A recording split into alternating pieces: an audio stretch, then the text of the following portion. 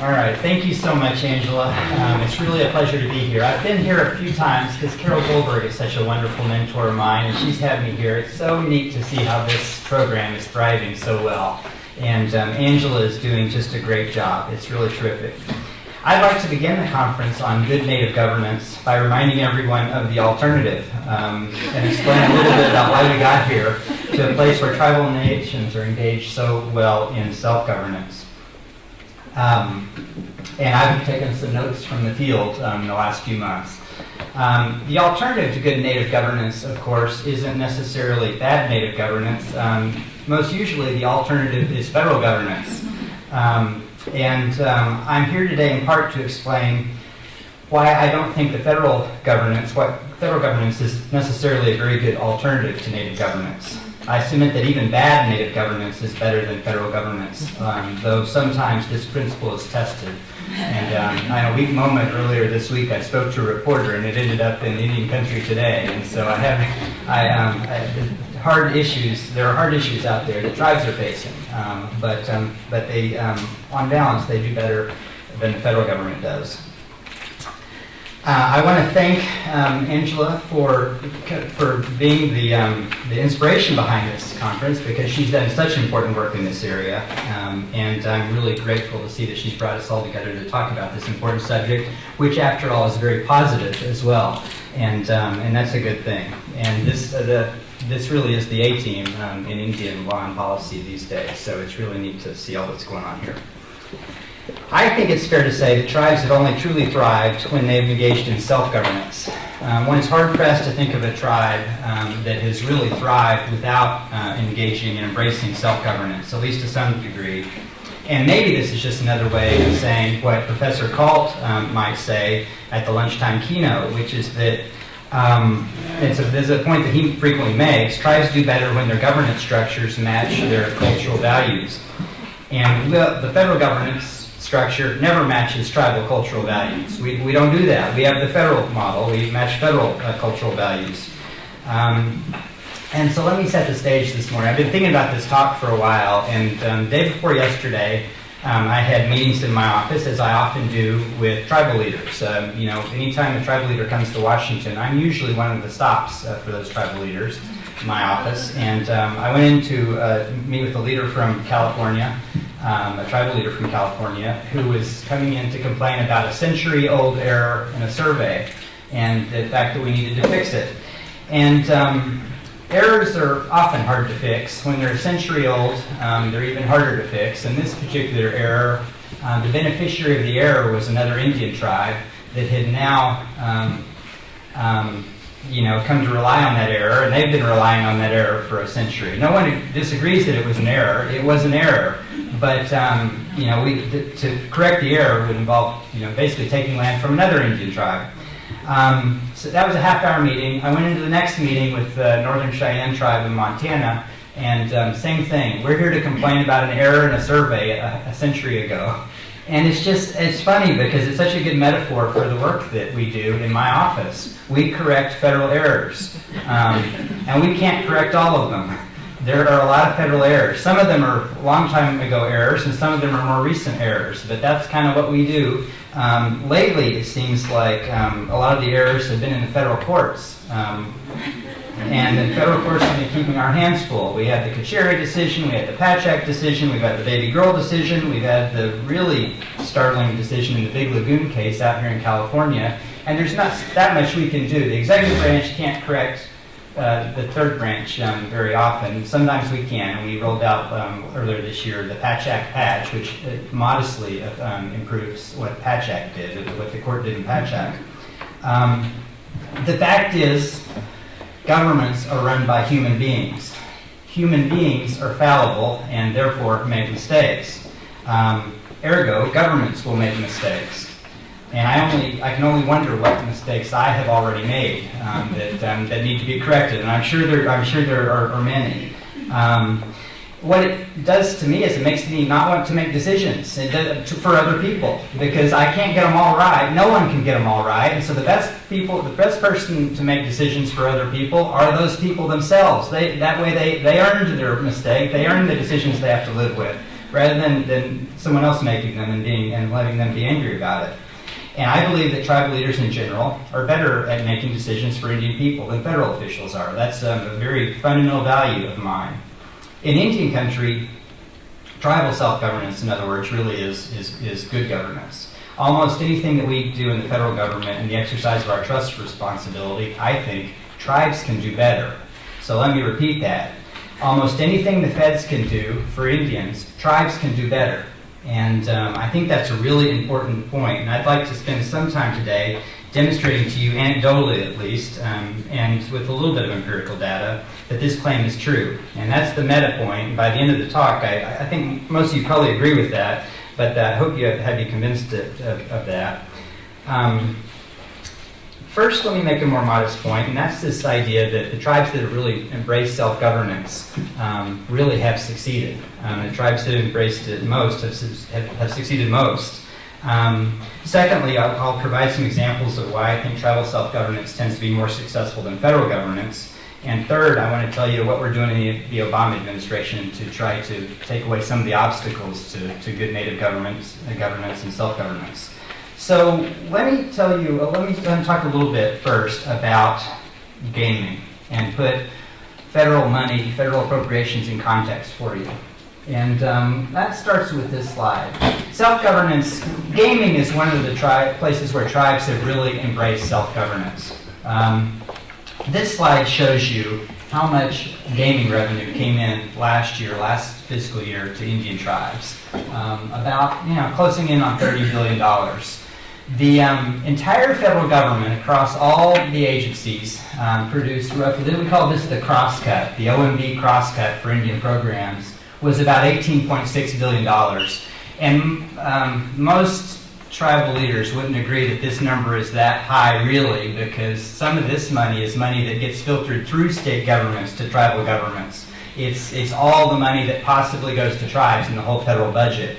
My own budget at Department of Interior in Indian Affairs and Bureau of Reclamation and a couple other units for 2013 was $2.9 billion. So this shows you that Indian gaming alone last year brought in about 10 times what federal appropriations bring in for tribal governments. And that should tell you something, that gaming is an example of tribes really embracing self-governance and economic development in a big way, and it has far eclipsed what I'm doing in Indian country, what our budget and the federal government is doing in Indian country for tribes.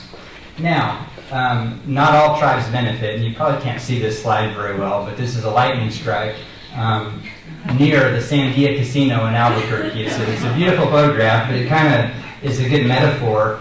The lightning has struck some tribes with gaming. It has not struck all tribes, obviously. So gaming is not I'm not arguing that we should get rid of the federal contributions, because those are very, very important.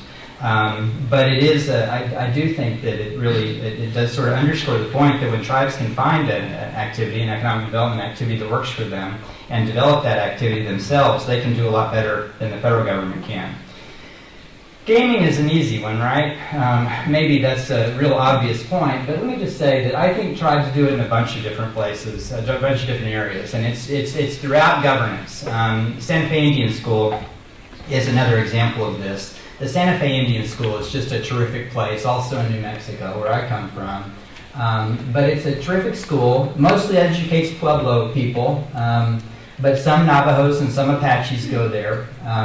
It's not a huge school. It's about 600 and some students, and it runs the gamut. They've got a fair number of students in special education, but they also have a fair number of students in gifted and talented programs, and they run a leadership program out of the Santa Fe Pueblo Indians, the Santa Fe Indian School, with Princeton University. And so every summer, some kids from Santa Fe Indian School go off to Princeton for a week for a leadership institute. And it's quite an operation, and they've really done a good job of integrating tribal cultural values and education in a really good way. And this is a slide that is Santa Fe Indian School's own explanation of what it wants its ideal graduates to be. And I really love this decision because it's about people that are making good choices. They're problem solvers, they understand cultural values, and they bring those cultural values to bear. And I'm not going to read that whole slide to you, But that's the basic gist of it. And they do this in a way that the federal government could never do. This program, the Santa Fe Indian School, was once a federal school. Now it's being run by a tribal consortium. And again, anything that the feds can do, the tribes can do better. And this is another good example of it. Let me offer a personal anecdote and a story from my personal life as to why I believe this is true. It's not just sort of high political theory or liberal political philosophy or anything like that. That's part of it. But it's also based on personal experience. This is the Chickasaw Nation Medical Center that opened up about 1.5 years ago or 2 years ago. I've actually not been to this one. This isn't the one that I got to go to when I was growing up. I was raised in Oklahoma, like Angela, and I was raised much of the time by a single mother. I had a stepdad for a while, but my mom had to do a lot of this herself, and she had 3 kids that she was raising alone. And anytime one of the kids had to go to the doctor, pretty much we all had to go, largely because we might be waiting around the hospital all day long, and if school let out and she wasn't there for us, we just had to go with her because that way she could make sure she knew where we all were at any given time. So, and my brother had asthma, and had a little sister. Between us, we were sick a lot, and so we spent a lot of time at what was then the Carl Albert Indian Hospital in Ada, Oklahoma, or the Indian Hospital, the Cherokee one in Talihina, Oklahoma. And it was rough. It wasn't a good place to spend a childhood, and I felt like I spent a lot of my childhood at one of these Indian hospitals. And it was, the care was not always even great, to be quite honest. We had some close calls now and then. But my tribe, Governor Anatubby of my tribe, the Chickasaw Nation of Oklahoma, decided to take over the hospital in the late 1980s. After I was in college by this time and heading towards law school, and it was quite controversial. It was a very risky political decision to take over that hospital. I remember my aunts and uncles saying, "Governor Anatubby's crazy. There's no way we can run that hospital better than the federal government can." And people would nod, you're right, that's crazy. This is important. This is health care. But how can we, what is he doing? He's going to run this tribe into the ground. So it was a really risky political decision, and I honestly thought that he probably would not get reelected in the next election because he has to face that electorate, that were saying these things. But he quickly turned it around. Within months, suddenly it was a much better experience. Going to the hospital, the Indian hospital run by the Chickasaw Nation, was a much better experience than it had been when it was run by the Indian Health Service. We contracted the program. And my mom called me. I was away at law school by this time, but I got a call from my mom, and she said, the funniest thing happened the other day. I had an appointment at, I think it was 11 a.m. or something like that, and she said, they called me before my appointment. They said, don't come down here. We're not going to be able to see you till after lunch, and there's no reason you need to sit through the lunch hour at the hospital. Just come a little bit later. Come after lunchtime, and we'll get to you. And she was just so pleased that someone had the respect for her just to call her. Small thing, right? Just a simple customer service kind of thing. They showed respect for another human being to call and say, you don't need to be waiting around here. We want to get to you, but we're not going to be able to do it soon, so don't come down yet. And that was a really small thing, but it really made a huge difference. And there were a million little things like that happened when it was the tribe running the hospital rather than the Indian Health Service. And let me tell you, the Indian Health Service gets really upset when I tell that story. I hear about it a lot from them. I see those people a lot. And it's natural. But it's really not about them. It's not personal to the Indian Health Service. It's about accountability. It's the fact that Governor Anatubby was standing for election shortly after that, and if that hospital wasn't being run well, everybody knows how to address that problem, right? We get a new tribal leader in that can run it better if it's the tribe's responsibility. So that's really, I think, the lesson there. The people that go into Indian Health Service work are good people, and they're very idealistic people. Some of them are getting their loans repaid, and so they're doing it earlier in their career, but even those people had other options, and they chose to go help Indian people. So IHS people are good people, and they're idealistic, and yet tribes can still do better than these idealistic good people who want to do this stuff. So even strong positive ideals and a career commitment to serving Indian country doesn't mean that we deliver good services all the time, or that we deliver them better than tribes. And I would add that there's nothing unique to this story about healthcare. So just to make the IHS people happy, I'm going to tell a story on the BIA in a few minutes. But let's focus for a moment on just sort of simple administrative and management theory. Some of you know, at least in part, why I think self-governance works, because I've written it over and over and mentioned it a lot. Self-governance aligns authority with accountability. The people that have the power are the ones that are going to be standing for election, and so they can be held accountable. It's hard to hold federal officials accountable in quite the same way. And in the context of federal control, basically what we do with federal control is we emasculate tribal leaders. It's a natural dynamic. It just happens. That's what happens. We take away their power, and the federal government has it. But it's not necessarily. It's a natural dynamic, but it's not a healthy dynamic. My friend Sam Deloria is fond of saying that if the tribal leaders got their way and all the European Americans went back to New York Harbor and got on boats to go back to Europe, go back to where they came from, that there would be some people standing on the dock, some tribal leaders standing on the dock, shaking their fists saying, "Get back here, you're running out on your trust responsibility." And if any part of that is true, it's because we've created this system where we've emasculated them in some respects. In a very real way, the federal governance system takes away their power. And what we've done is we've rendered tribal leaders to be more like community activists or protesters. They're not truly able to be the executives of their governments if we've taken away the government's power, in essence. They're rendered sort of protesters. Let me play out the other side of that dynamic, because that's the one I've been getting to feel a lot lately. Working at the BIA or the BIE is no picnic. The men and women who work at Interior in education or in Bureau of Indian Affairs, they bear the weight of 200 years of these mistakes that I was talking about earlier, these federal mistakes. It won't surprise you to hear that we hear about those mistakes often from tribal leaders. In fact, from my first day on the job, I was struck by it because people would come in and pound the table and yell at me emotionally. They were mad at me. And I remember thinking, you can't blame me for that. I just got here. I didn't do it, I swear. And it takes thick skin to realize this isn't personal, because there really is anger and there's real emotion in their voices. Fortunately, I was the dean in a prior job, so I was used to this a little bit. But honestly, not all of our employees have that background, the deanship. In fact, we've had a lot of recent retirements.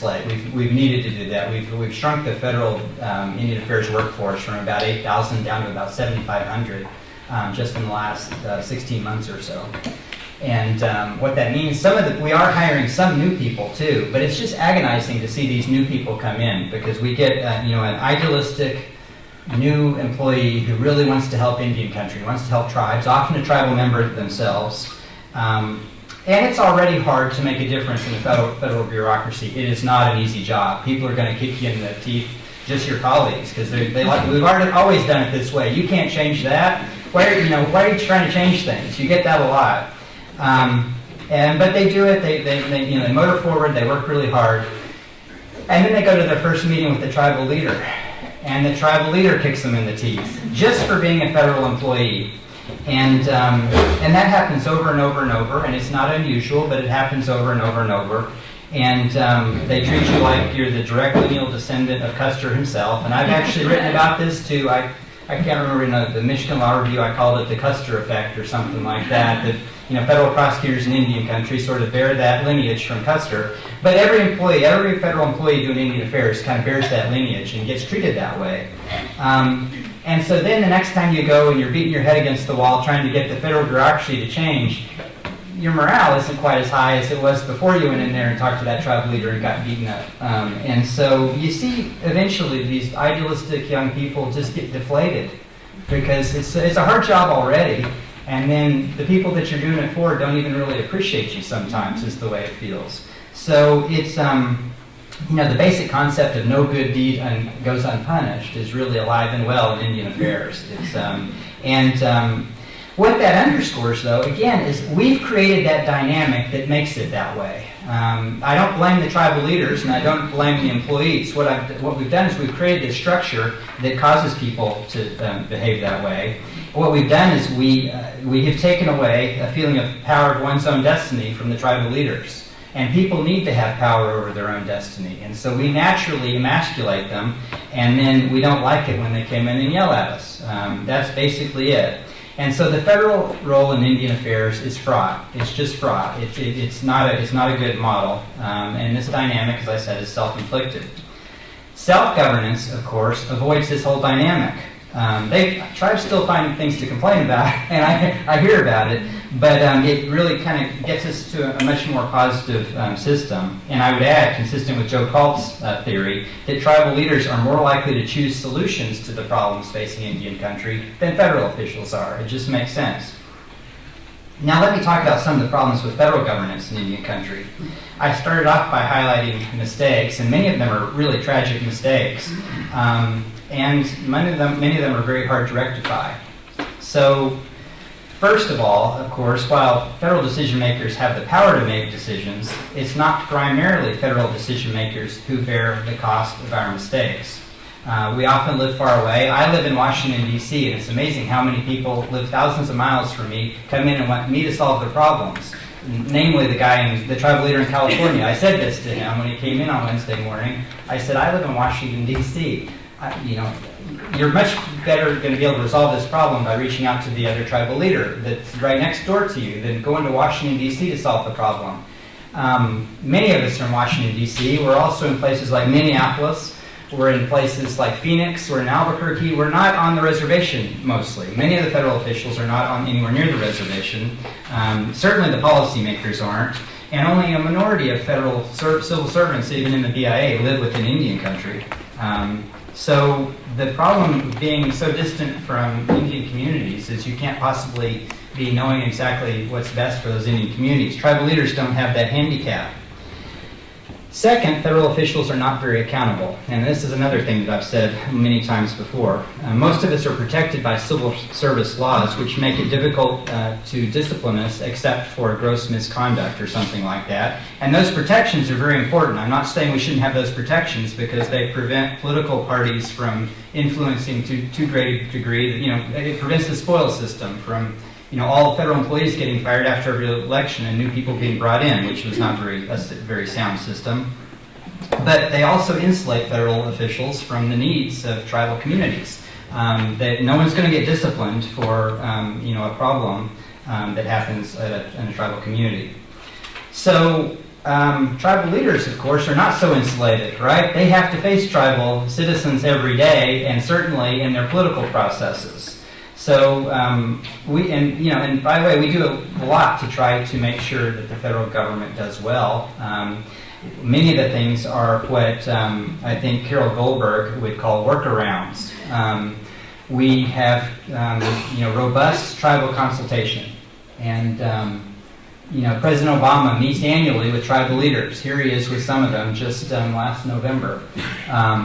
And he does this annually. He gets all the tribal leaders in the country to come, gives them invitations to come to the White House Tribal Nations Conference. And we have lots of consultation. Every federal agency is required by executive order to have a tribal consultation policy about matters that affect tribes. And I've started to hear, frankly, about consultation fatigue by tribal leaders. Consultation fatigue. So in some ways we are doing a good job here, but it is a workaround. We also have an Indian hiring preference in the BIA, and that's good. That's good. It's better probably to have a tribal member who's serving Indian people that kind of maybe grew up in a similar circumstance. They are likely to do better too, but that's also a workaround. That's the second best option. The best option is having the Indian people who live on the reservation governing themselves, rather than having federal officials who happen to be tribal employees. So again, I'm not opposed to Indian hiring preference. It's a good thing as far as it goes, but it's just a workaround. Self-governance is much better.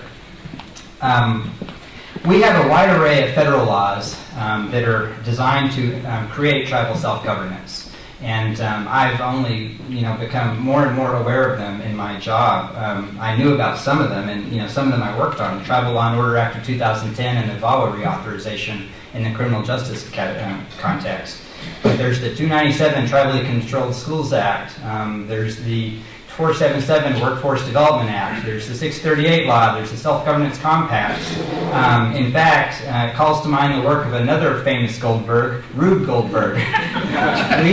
we have, Rube Goldberg himself could not have come up with a system that we have for creating tribal self-governance. So it comes in, 17 different varieties and all the different mechanisms that we have to create self-governance in Indian country. When I got there, I thought I was going to work on a self-governance 2.0. What should this look like going forward? But what I learned is the system is so complicated that we just have a lot of remedial work to make what we do now work better. So we have a long way to go to fully implement tribal control of all important functions, but we're working really hard on that. We've also had some significant obstacles to tribal self-governance, and that I am proud that we've started to address some of those. One of the most significant obstacles that we have had for decades now is the failure to fully fund contract support costs. Now, this isn't very interesting, and especially to non-lawyers. And even as an Indian law professor, I didn't even teach these cases. But 2 cases have gone to the United States Supreme Court about contract support costs. The fact is we have not fully been paying tribes contract support costs for self-governance compacts and 638 contracts. What that means is when a tribe contracts for something like healthcare or realty services or anything else that we do, law enforcement, social work, Indian child welfare, any of those things, we give them the direct money to run the contract, but we don't give them the indirect cost type money like a university gets for fulfilling grants. We give them part of it, but we don't give them all of it. And I am so proud that 2 weeks ago, the administration announced that we are fully funding contract support costs for this fiscal year, the one we're currently in, which we finally just got our budget finalized for, and that the President has asked for full funding of contract support costs for FY15, which is the budget we rolled out earlier this week, and will take effect October 1 if Congress enacts it. And I think Congress is on board with this too. So this is a big deal.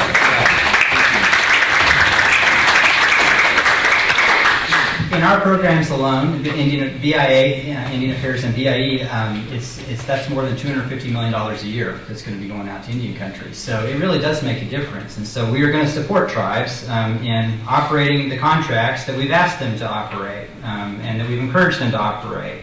Tribes can fulfill the federal trust responsibility better than the federal government can if we give them the tools to do so. And this is an example of that. And though we know tribes sometimes fail at governance, like the federal government does, there are ways that they don't fail. So I have been in the government for around 10 years in different periods over the last 20 years or so, and I've lived through 2 federal government shutdowns, one in the mid-1990s and one last October that lasted about 3 weeks. And I can tell you the federal government was not meeting its trust responsibility to Indians while it was shut down. Tribal governments, though, that had contracts with the federal government, most of those continued to operate. They weren't unharmed because we also had sequestration last year, which cut their budgets by 5%. But their money, they get money in drips and drabs, but they basically, many of them had cushions, so they could continue operating even though the federal government was shut down. So in many respects, tribal governments are less dysfunctional than Washington, D.C. and the federal government. And they can continue operating even when the federal government is so dysfunctional that it shuts down. So that should be a good lesson to everybody. Now, another obstacle to tribal self-governance is a tragic loss of tribal lands that we've seen over the last 2 centuries, where they've lost the places where they can actually exercise self-governance. That's one of the problems. And I'm sure most of you have seen this slide, but this shows the loss of Indian lands over time. Land is important for a variety of reasons, of course. It's often the place where tribal culture lives, outside of the hearts of Indian people. It's probably the second most important resource for tribes, other than people themselves. But this history is, known to most of you. They've lost a lot of this land, and this progression shows great tragedy, frankly, over time. So President Obama has made a commitment to restoring tribal homelands. That's one of our top priorities in the administration. And in the first 5 years of the Obama administration, we have taken nearly 250,000 acres of land back into trust. So we're increasing the red spots on this map here. And that's been in roughly 1,500 separate applications to take a piece of land into trust, or sometimes multiple pieces of land. 1,500. I mean, this is a lot of work. Each one of those has some level of environmental review, because this is federal decisions, and it's a heck of a lot of work. And when I arrived in October 2012, I think we had about 181,000 acres, and we're close to 250,000 today. Secretary Sally Jewell has told me she wants us to get to 500,000 acres by the end of the administration, which is tough, because if we've just gotten to 250,000 in the first 5 years, I've got less than 3 years to get, the rest, the other 250,000. Now, 250,000 acres is pretty good. It's something like 350 square miles or something like that. It's a lot of land, and it's a lot of work. And I wanted to show you that tribes can do this kind of work better than the federal government can as well. And to do that, I have to take you to the Flathead Reservation in western Montana. Here you see the sign at the entrance to the reservation. The reservation is roughly 2,000 square miles in size. And as you can see from the picture, there's sort of farmland and grazing land, and then there's mountains and forest as well. There's forestry, agriculture, and all kinds of land management work out there.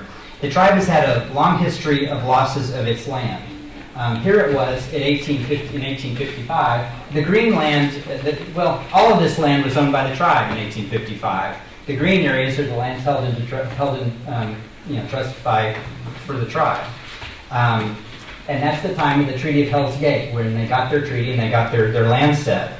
You can see the reservation is intact, and you can see a lot of these blue lines through it everywhere. There are lots of lakes and streams through this reservation.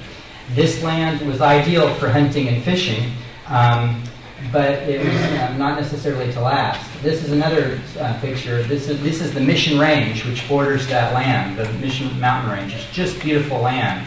And these are bison in front of you, in front of the mountains. Like many tribes, the Salish and Kootenai tribes opposed allotment, but allotment came anyway in the 1904 Flathead Allotment Act. And so the lands on the Flathead Reservation were allotted to Indian people in 80 to 160 acre parcels, depending on the location of the land. And the so-called surplus lands, the ones left over, were allowed for settlement. And that process was devastating. So you saw the previous slide where all the land was green. On this slide, it shows where all the non-Indian allotments were, all the homesteads and that sort of thing. And so you see that the tribes had a lot less land after the allotment period. This is the 1922 to 1935 period after allotment had occurred and all that. It's highly checkerboarded, and the tribe owns so very little of the land left, is in tribal ownership. The Confederate Salish and Kootenai tribes of the Flathead Reservation, however, is a tribe of action, and they decided to do something about this. And so they have long been working to restore their lands. They early on, they did a 638 contract for their realty functions. They took over all their real estate functions, which means they have to do the billing and receipting for leases. They do the lease administration and compliance. They do conservation and resource planning and home site lease planning and administration and business leasing, and all of this not very interesting stuff, but very important stuff related to real estate. They also undertook land consolidation and the land into trust functions that the United States normally does. And I don't need to remind you, I don't think, all those boring job descriptions that I just talked about, those are now tribal employees rather than federal employees. So these are tribal jobs, and that's an important aspect too. So this is the tribe today, the green lands being, again, tribal lands. And just to show that again to you, and then to today. This is incredible how much land that they've restored over the last, actually, 2 or 3 decades. But just in the last 5 years, all the lands in red, outlined in red, are the lands that they've taken into trust. And at the end of the 1930s, that first slide I showed you they had less than 50% of the lands. They now have more than 63% of the lands within the reservation. And when you add up all these areas in red that have taken into trust within the last 5 years, you come up to 80,000 acres. Now, you remember me bragging just a minute ago about how the Obama administration has taken 250,000 acres into trust in the last 5 years? 80,000 of those acres were done by the Flathead tribe. More than any other single region of the BIA. We've got 12 regions. We divide the whole country up into regions, and those 566 tribes are in each of those regions. None of those whole regions have taken as much land into trust as the Flathead tribe, because it said, we are committed to this and we want to do this. So that's an example of good self-governance in a very inherent, a sort of function that is usually a federal function. And I think anything that the federal government can do, tribes can do better. And so if I'm going to meet my boss's request that I get 500,000 acres of land into trust before the end of the administration, I need some more Confederated Salish and Kootenai tribes of the Flathead Nation.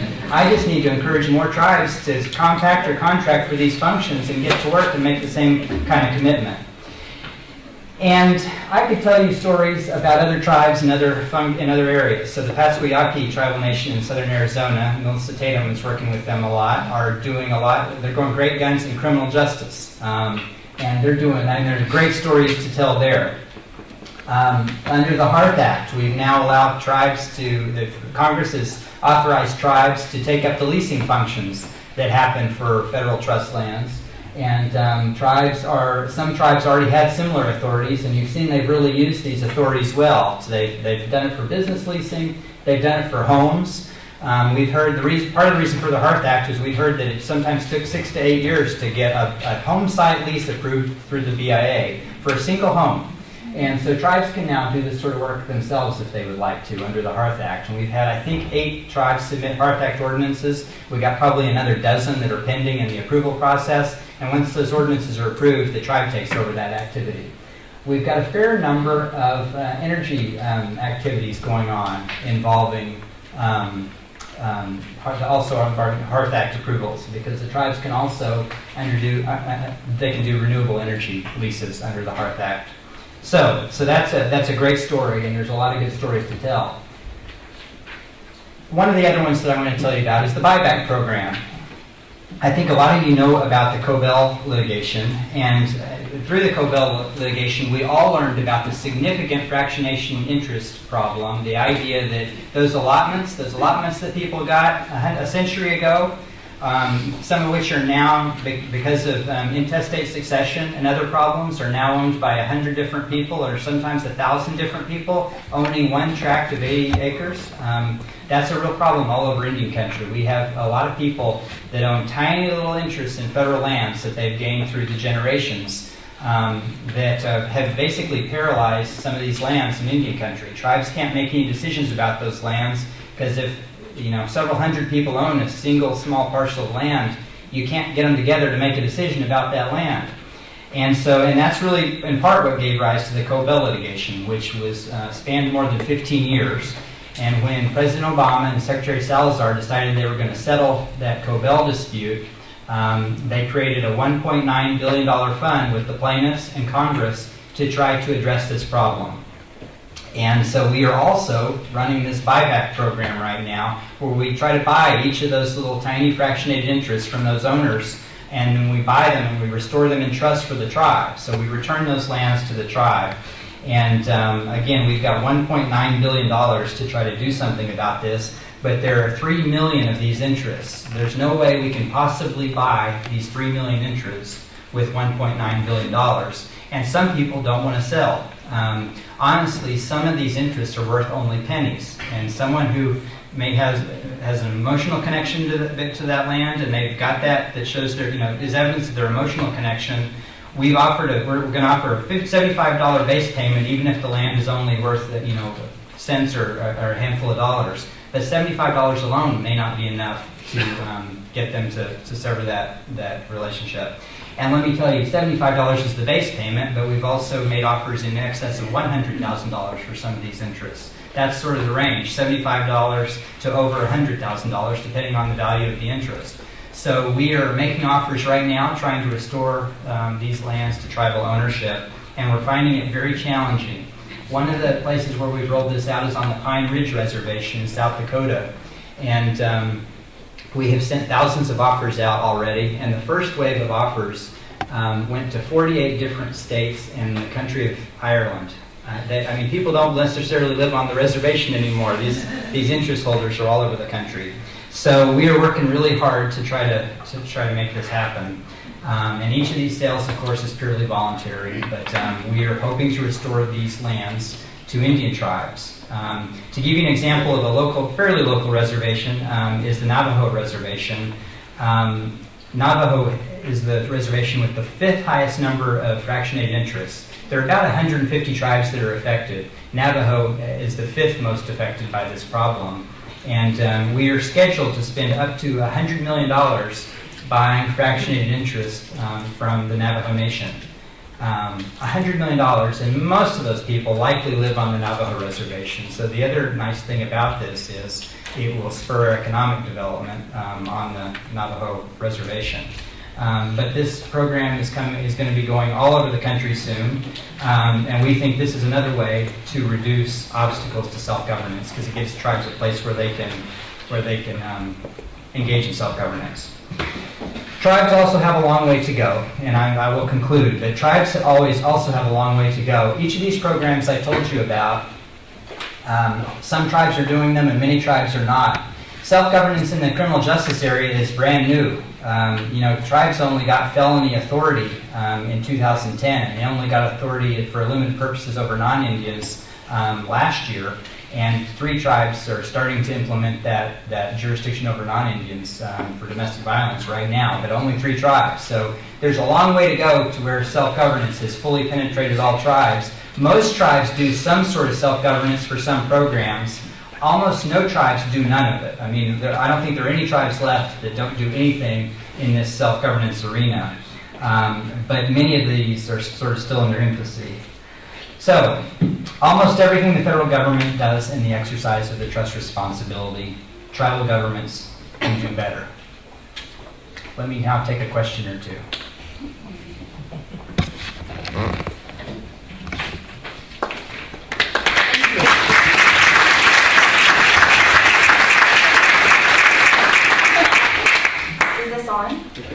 Thank you so much for that. So if people, we have time for probably 2 questions, can make your way to the microphone. That way we can make sure and pick it up for the room. Thank you. Someone beat that PhD to the mic. That's going to be a hard question. No, it's not. Kevin, thank you so much for that wonderful presentation. It's a great summary of the kinds of work that you've been able to do through your leadership. I'm really interested in the land buyback program, and it's very impressive. I really enjoyed the slides you showed of Confederate Salish and Kootenai.